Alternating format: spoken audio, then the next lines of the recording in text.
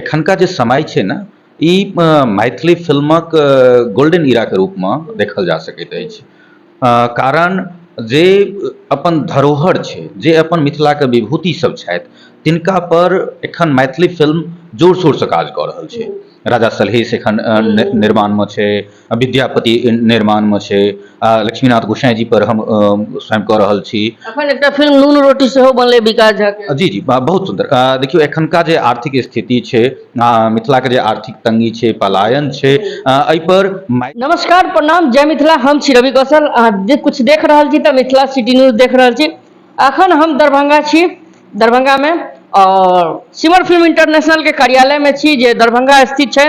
और हमरा संग छथि सुमित सुमन जी छथि, एक युवा फिल्म निर्देशक छथि। एहिसँ पहिले बहुत तमाम पंजाबी फिल्म में सेहो असिस्ट कर चुकल छथि पंजाबी फिल्म सबके। आ हिनका से हम विशेष बात करब और जानय के कोशिश करब। सबसे पहले अपन परिचय दियौ। बहुत बहुत धन्यवाद रवि जी अहाँके। हमर नाम सुमित सुमन भेल और एखन जेना अपने दर्शक सबके बतेलियन जे सिमर फिल्म्स इंटरनेशनल का ई दरभंगा कार्यालय में अपना सबके एखन बातचीत सब भऽ रहल अछि। हमर फिल्म डायरेक्शन जे हमर क्षेत्र अछि ओहिमे एखन मिथिला के एकटा जे सिद्ध पुरुष भेलथि लक्ष्मीनाथ गोसाई, हुनका पर हुनकर कुटी दर्शन के उद्देश्य से हमर निर्माणाधीन फिल्म अछि चलू बाबाजी के धाम। एक सवाल पूछब जे ई फिल्म बनाबे के जे आइडिया छै कतऽ से एलै, प्रेरणा ई कतऽ से एलै?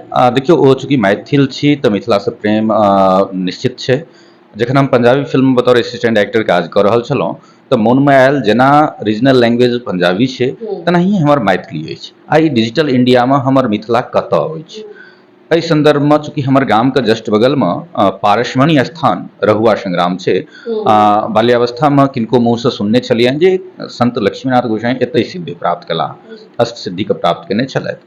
हुनका पर हम शोध केनाइ शुरू केलहुँ तऽ मिथिला के विभिन्न क्षेत्र में हुनकर संबंधित जगह भेटल और ओहि पर हम जेना जेना काज आगाँ बढ़बैत गेलहुँ तकर नतीजा आइ अछि जे चलू बाबाजी के धाम निर्माण में लागल अछि। अच्छा, ई फिल्म जे हमरा मालूम चलल है कि फिल्म के फर्स्ट शेड्यूल के शूटिंग भऽ गेल छै और दोसर शेड्यूल अखन बाकी छै, ई केना के लिए ई आधा पर? देखियो अपने के बताबी मैथिली का संभवतः ई पहिल जन सहयोग से बने वाला फिल्म अछि चलू बाबाजी के धाम। चूँकि एतऽ देखलिए मिथिला में मैथिली फिल्मक पहुँच जे छै से बहुत कठिन भऽ रहल छै। तो ओ सर्वसुलभ तक कोना पहुँच सकते, कोना हम जनता को ओहि फिल्म संगे जोड़ि सकिए, तऽ एहिमे एकटा हमरा जे छै कहू तऽ प्रेरणा भेटल जे जन सहयोग से अगर हम फिल्म करै छी, अगर किनको शारीरिक सहयोग, किनको आर्थिक सहयोग, किनको मानसिक सहयोग एहि फिल्म संगे जुड़ै छनि तऽ निश्चित छै ओ हमरा फिल्म संगे जुड़ि जाइ छथिन। तऽ एक रूप से ऑडियंस बिल्डअप के सेहो जे छै ई एगो तरीका कहि सकै छियै। तऽ जन सहयोग से 50% तक जे छै काज बढ़ि चुकल हँ। और चूँकि सहयोग के अपन मिथिला में कनि अभाव सेहो देखल जाइत छै, हालांकि हम प्रयासरत छी आ जल्दिए प्रयास में छी जे एकरा कंप्लीट करब और अपन दर्शक वृंद तक आनय में सफल रहब। और जेना कि अहाँ सबके लगैए जे लोग कहै छै कि मैथिली में एकटा जे सस्ता जिंदगी महक सेनूर छै, एके टक्कर में कोनो फिल्म नहीं एलै और बहुत सारा फिल्म सब एहि बीच में एलैए जेना राजा सलहेश, बबीतिया और विद्यापति, बहुत रास फिल्म सब एलैए। की कहऽ चाहै छै एकर मार्केट आगे जाके वर्तमान अभी की छै, भविष्य की रहतै? देखियो बहुत सुंदर अहाँ प्रश्न केलहुँ। एखनका जे समय छै ने ई मैथिली फिल्मक गोल्डन इरा के रूप में देखल जा सकैत अछि। कारण जे अपन धरोहर छै, जे अपन मिथिला के विभूति सब छथि, तिनका पर एखन मैथिली फिल्म जोर शोर से काज कऽ रहल छै। राजा सलहेश एखन निर्माण में छै, विद्यापति निर्माण में छै, लक्ष्मीनाथ गोसाई जी पर हम स्वयं कऽ रहल छी। अखन एकटा फिल्म नून रोटी सेहो बनलै विकास झा के। जी जी बहुत सुंदर। देखियो एखनका जे आर्थिक स्थिति छै, मिथिला के जे आर्थिक तंगी छै, पलायन छै, एहि पर मैथिली के जन सहयोग से क्राउड फंडिंग से पहिल वेब सीरीज जे छै झा विकास जी बनेलथि हँ, जे जल्दिए से प्रदर्शित होय वाला छै। ओकर ट्रेलर और एकटा गीत जे एलै हँ सेहो अपने सब समाज में देखलिए, हमहूँ देखलहुँ हँ। बहुत सुंदर काज सब भऽ रहल छै। तऽ निश्चित कहि सकै छी जे अबै वाला समय जे छै एकटा मैथिली फिल्म के लेल एगो रास्ता बहुत सुंदर खोलि रहल छै। एकटा इहो सवाल छै जे मैथिली के और भोजपुरी के रफ्तार तऽ एक साथ निकललै फिल्म के, लेकिन आई भोजपुरी आगा छै, मैथिली कनि पाछा रहि गेलै, कनि हुकुर हुकुर के चलै छै, की एहि पर कहबै? नहीं देखियो, ई बात के हम नहीं मानैत छियै। कारण की छै, सबका अपन अपन तरीका छै, चाल छै चलै के। केओ आब मानि लिअ शांत बैसल छथिन आ केओ तूफान में चलि रहल छथिन, तऽ एकर मतलब ई नहीं छै जे ओ बढ़ि गेलखिन। आइ कछुआ और खरगोश के जे रेस के बात छै, तऽ कछुआ नहीं जीत पाबितै। तऽ ताहि दुआरे ई नहीं कहि सकै छी जे मैथिली पाछाँ छै आ भोजपुरी आगाँ छै, एहन नहीं छै। दुनू संगे चालू भेलै। बहुत किछु एहन रीजन छै जे भोजपुरी कनि जे छै चमक दमक के दौर में अश्लीलता के कारण। हाँ, अश्लीलता कहि सकै छी, अश्लीलता छै, तैयो नीको काज भऽ रहल छै, नीक काज करैवला नीक काज कऽ रहल छथिन आ ओ दर्शक तक पहुँच रहल छै। तऽ धीरे धीरे ओहि पर कंटिन्यूटी चूंकि बनल छै, तऽ ओकर पहुँच भऽ रहल छै। मैथिली अपन सेलेक्टेड काज कऽ रहल छथिन, तऽ मैथिली के कनि पहुँचै में नीक चीज के तऽ ओनाहु देर लगै छै, नीक चीज ओनाहु कनि खाइयो में कम आदमी खाइ छै।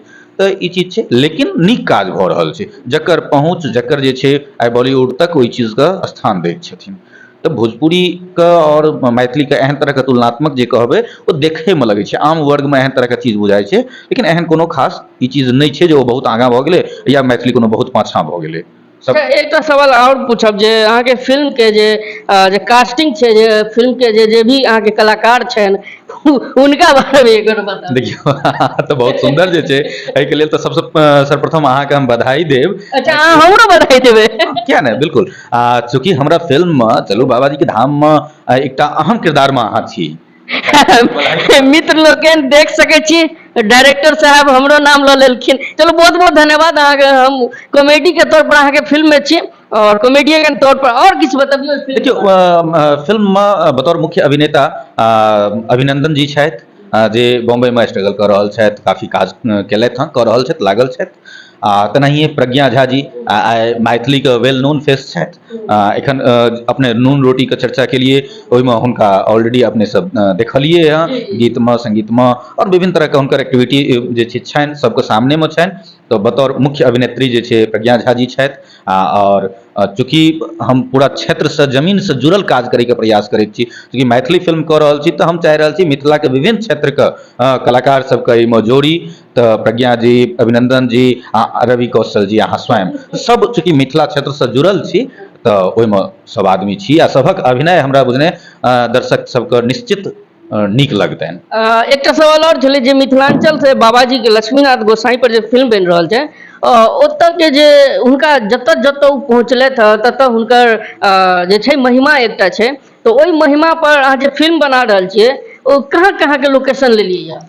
देखियौ, बहुत सुंदर अहाँ कहलिए। आ कोनो भी सिद्ध पुरुष के जखन हम अहाँ बात करै छियै, तऽ निश्चित छै हुनकर महिमा अपरम्पार होइ छै।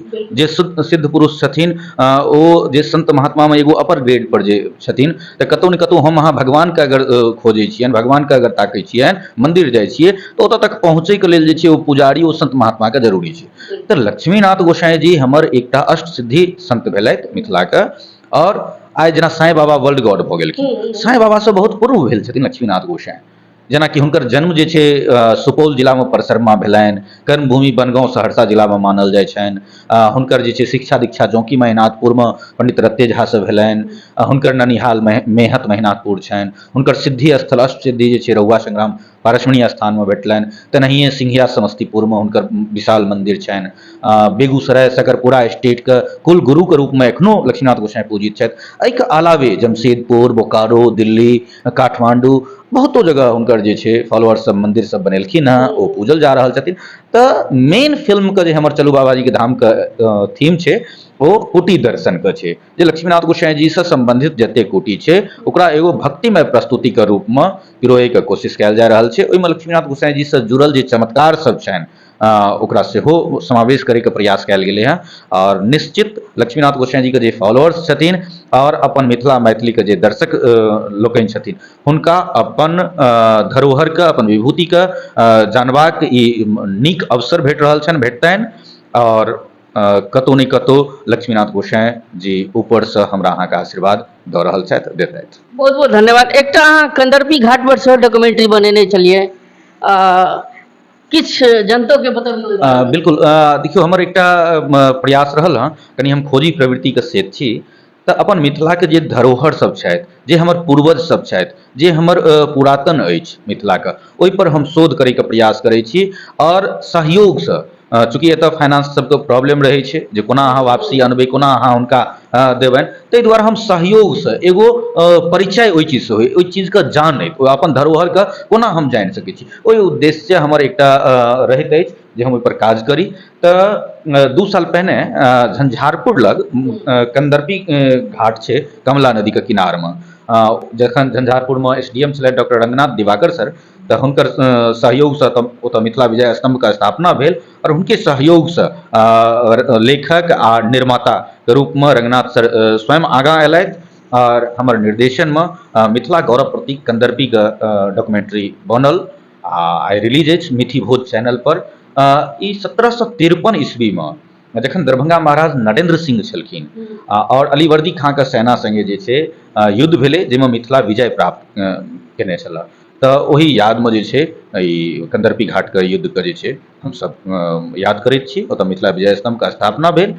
जरूर ओ डॉक्यूमेंट्री अपने सब देखबै तऽ कतहु ने कतहु नीक लागत अपन इतिहासके जानिकऽ। तऽ एहन तरहके जे अपन मिथिलामे एहन एहन खजाना सब छै, एहन एहन चीज छै, हम एक बेरमे बहुत किछु नहि कऽ सकै छी, लेकिन छोट छोट जे हमरासँ भऽ सकै छै, जते तक हम कऽ सकै छी ओ प्रयास हम कऽ रहल छी। आ सब अहाँ सबके सामने छै, सभक दर्शक सबके जे हमरा स्नेह भेटैए एहिसँ उत्साह बढ़ल अछि। आ बहुत किछु, बहुत एहन जनश्रुति, बहुत एहन धरोहर विभूति सब हमर पूर्वज सब जे भेलथि, तिनका पर अबैवला समय पर सिमर फिल्म्स इंटरनेशनलके माध्यमसँ सब आदमी देखता, सबके स्नेह हमरा भेटत, ई हमरा आशा अछि। ओना तऽ अहाँ डॉक्यूमेंट्री बनेलियै, अहाँ कंदर्पी घाट पर बहुत रंगके एहन विभूति सब छथि, मंडन अयाची मिश्र भऽ गेल, विद्यापति भऽ गेल। विद्यापति पर कहल जा सकै तऽ बहुते अखनो फिल्म बनल छै, कखन औरत दुख मोर, अखन हालेमे विद्यापति बनलै, बहुत रास फिल्म सब छै और भी विभूति सब छै। एहि पर कहिया अहाँ की स्टार्ट कर रहल छी? नहि, शोध हमर जारी अछि। उदयनाचार्य जी भऽ गेलथि, जेना अहाँ कहबे केलिए कारू खिरहर जी भऽ गेलथि, तेनाहिए अपन मिथिलाके जे एहन तरहके धरोहर सब छै जिनका पर बहुत कम आदमीके एखन तक नजर गेलनि, जेना विद्यापति जीके कहली, विद्यापति जी तऽ प्रातः स्मरणीय छथि, हुनका पर बहुत काज भेबो केलै हँ, भऽ रहल छै। तऽ जे भऽ रहल छै, सब आदमी अपना अपना तरीकासँ लागल छथि, ओ नीक बात छै। हमरो अगर मौका भेटत तऽ हम करब, लेकिन ओहिसँ ज्यादा प्राथमिकता हमर अछि जे छूटि रहल छै, जे हमर समाजसँ कनि साइड भऽ रहल छथि जे चीज, ओहि चीजके हम ताकि ताकि कऽ आनी और अपन समाजके ओकरा ओहिसँ अवगत कराबी। बहुत बहुत धन्यवाद। एकटा बात और हमरा सर अहाँ से बात करबाक है, विद्यापति के नाम पर बहुत रास एहन चलै छै, संस्था चलै छै, लेकिन आइ अहाँ कनि बिस्फी अहाँ चलि जाउ, विद्यापति के हालत देख लियौ, ओतऽ डी के की हालत छै, एहि पर क्यों नहीं चर्चा करै छथि? खाली विद्यापति के नाम पर लोक राजनीति करै छथि, लोक पाइ बटोरै छथि, एहि पर की कहबै? देखियौ, ई चीज तऽ दुखद जरूर छै। आइ हम बिस्फी सेहो गेल छलहुँ किछु दिन पूर्व, लेकिन ओतुका जे जर्जर स्थिति देखलियै, ओहिसँ हमरा अपनो दुखित भेल छी। ई अपन समाजके जे छै एहि प्रति, अपन विभूतिके प्रति जागरूक होबऽ पड़तनि। जे आइ लक्ष्मीनाथ गोसाई जी पर जे बात कहलहुँ, आइ बहुत आदमी कहैत छथिन लक्ष्मीनाथ गोसाई जीके चर्चा करियौ तऽ सहरसा बुझै छथिन, सहरसा बनगाँव बुझै छथिन। आइ हुनकर जन्म स्थान परसरमा छनि, बहुत कम आदमीके जानकारी छै। आइ जखन हम मिथिलाके पर्याय माँ जानकी छथिन, हुनका विषयमे हम अहाँ चर्चा करै छियै तऽ जनकपुर बुझै छथिन, पुनौराधाम एखनो तक बहुत कम आदमी बुझै छथिन। तऽ एहन तरहके अपन जे धरोहर छै, जे सम्बन्धित जगह छै, निश्चित हमरा अहाँके जागरूक होबऽ पड़तै ओहिपर। सिर्फ हम अहाँ बुझि लेबै जे हम बाहर चलि जाउ और ओतऽ हम नून रोटीके व्यवस्था कऽ लै छी और अपन घर चलि जाइए, तऽ ओहिसँ जे छै ई पलायन या फेर नहि रुकि सकैए। हम अपना आपके, अपन धरोहरके प्रति हमरा अहाँके सजग हेबऽ पड़त। जखन हमर पूर्वज और हमर धरोहर जे छै के हम अहाँ मजबूत कऽ लेबै, ओहि चीजसँ हम अहाँ शिक्षा लेबै, तऽ कतहु ने कतहु पलायनो रुकतै और नीक अवसर भेटतै एहि चीजसँ। बहुत बहुत धन्यवाद। ई छथिन सुमित सुमन जी, सिमर फिल्म के फाउंडर छथि, और अहाँ सब देख रहल छी मिथिला सिटी न्यूज। कहीं ना कहीं हमरा सबके अपने आप में सजग होबऽ पड़तै, अपना अपन पहचान के लेल, अपन स्मृति के लेल आगू आबऽ पड़तै। बस एतबे आइ भर एतबे, फेर कोनो चिर परिचित व्यक्तित्व के लऽ के हम उपस्थित रहब। अहाँ देख रहल छी मिथिला सिटी न्यूज, चैनल के लाइक सब्सक्राइब शेयर करी। धन्यवाद।